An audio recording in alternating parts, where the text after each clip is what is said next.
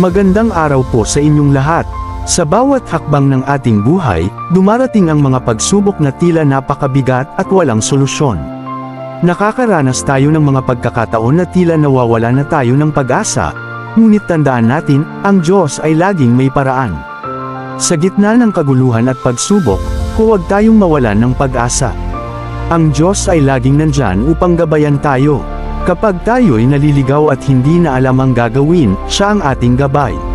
Sabi nga sa isang kanta, God will make a way where there seems to be no way. Ang Diyos ay kayang gumawa ng himala at magbigay ng solusyon kahit sa pinakamalaking problema na ating kinakaharap. Isipin natin ang mga pagkakataon sa ating buhay na akala natin ay tapos na ang lahat, ngunit biglang may dumarating na biyaya o solusyon na hindi natin inaasahan. Ito ay patunay na ang Diyos ay gumagawa ng paraan para sa atin.